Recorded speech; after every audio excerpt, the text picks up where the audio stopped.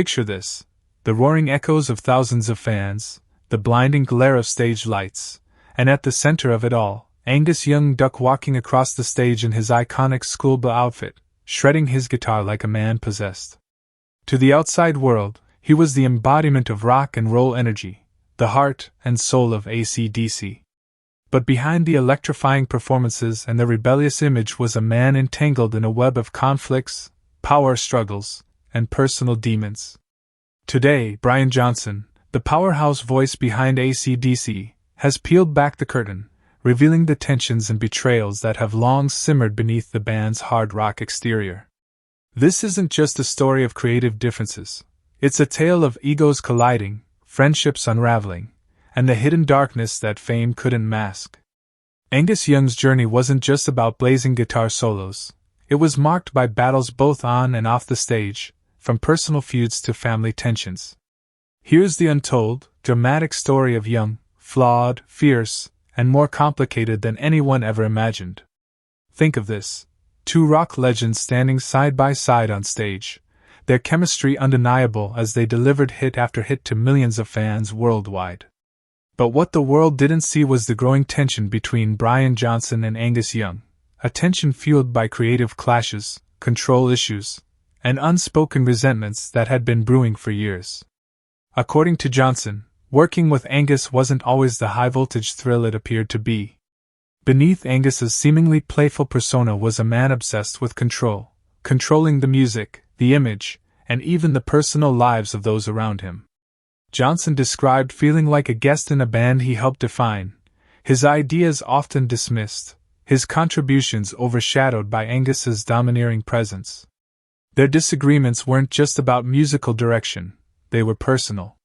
Power struggles erupted during recording sessions, with Angus refusing to compromise, his stubbornness turning creative collaboration into an emotional battlefield.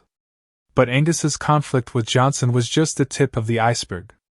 Long before Brian joined, AC/DC's Angus was locked in a complex, often volatile relationship with his older brother Malcolm Young, the true architect behind the band's sound.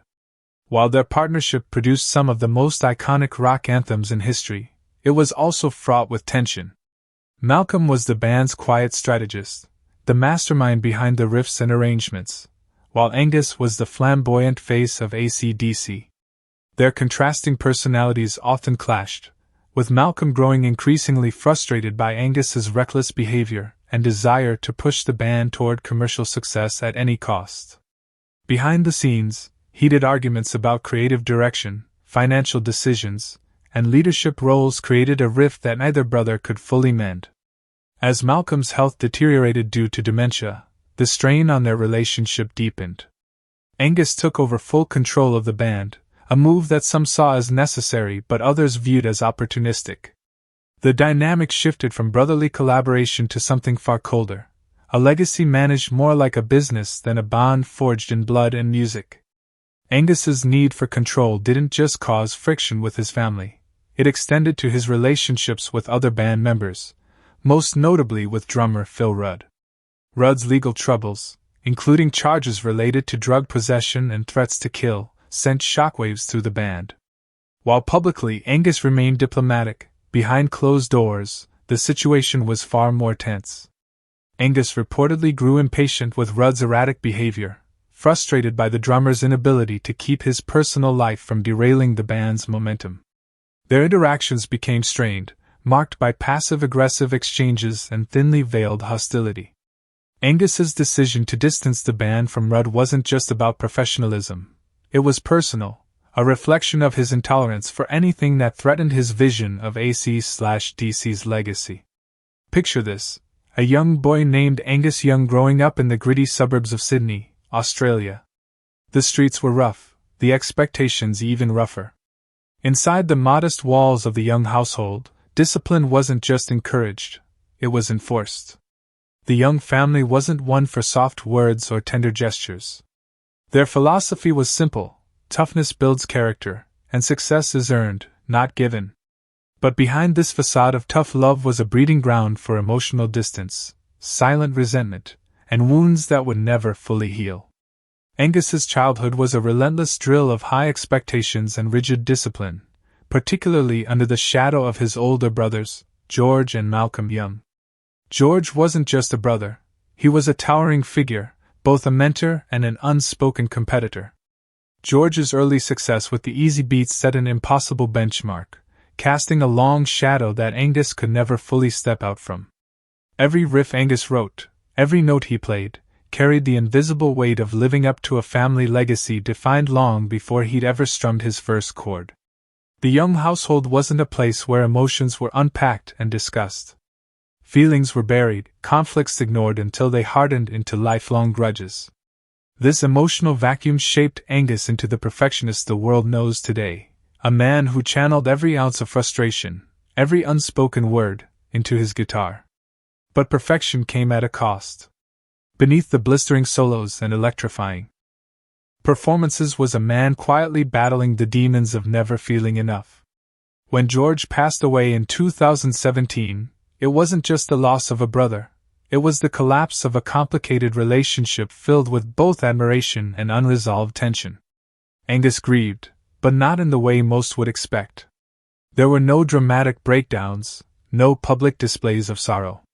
Instead, his grief was a silent storm, buried under layers of pride and emotional armor. The death of George forced Angus to confront the harsh reality of all the things left unsaid, all the moments lost to the unrelenting pursuit of success. It was a grief soaked in regret, a painful reminder that fame had built walls between him and the people who mattered most. Even his relationship with Malcolm, his closest collaborator. ACDC was far from the brotherly harmony fans imagined. Their creative partnership was a battlefield of clashing egos, late-night arguments, and silent treatments that sometimes lasted for weeks. They loved each other, but that love was tangled with competition and the pressure of keeping the ACDC machine running at full speed. As Malcolm's health deteriorated due to dementia, Angus found himself not just losing a brother but losing the one person who truly understood both the music and the madness. It was a heartbreak Angus never publicly processed, instead burying himself deeper into the music as if turning up the volume could drown out the pain. Angus's dedication to ACDC often acted as both his armor and his prison. The band was his life's work, but it also became the wedge that distanced him from family. Birthdays were missed, calls left unanswered, and relationships strained under the crushing weight of tour schedules and recording sessions. Success had wrapped itself around Angus like a double-edged sword, glittering on the outside but cutting deep beneath the surface. Angus's defiant attitude wasn't limited to his bandmates and family. He carried that same combative spirit into his dealings with the music industry. Known for his mistrust of record executives and media figures, Angus often clashed with industry leaders who tried to shape ACDC's image or sound to fit commercial trends. He despised being told what to do, rejecting marketing strategies that didn't align with his vision for the band. This stubbornness led to numerous disputes with record labels, especially during the production of albums like Flick of the Switch, where Angus insisted on self-producing despite pushback from executives. His refusal to conform earned him a reputation as difficult to work with, but for Angus, it was a matter of principle. No one dictated ACDC's direction except ACDC. Picture this: the roaring crowd, the blinding strobe lights, and Angus Young charging across the stage in his iconic schoolboy uniform, his guitar screaming with every electrifying riff. His duck walk, wild hair flailing, and devil horns raised high became symbols of rebellion and raw rock and roll energy. To millions, he was untouchable, a larger-than-life figure whose passion seemed endless. But when the amplifiers went silent and the crowd dispersed, a different story unfolded, one far darker and lonelier than the image etched into rock history. Offstage, Angus wasn't the wild, fearless force fans worshipped.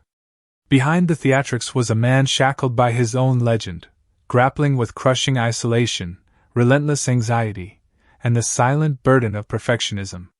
The schoolboy outfit wasn't just a stage gimmick, it became a mask, hiding the fragile, complicated individual beneath. Fame, instead of freeing him, imprisoned him, trapping him in an identity he couldn't escape, even when he desperately wanted to. Imagine living every day as a character the world demands while your true self slowly fades into the shadows. Despite the roaring crowds and global adoration, Angus was profoundly alone. Fame had a way of building walls, not bridges. His relationships were strained by his obsession with the band. ACDC wasn't just his career, it was his entire existence.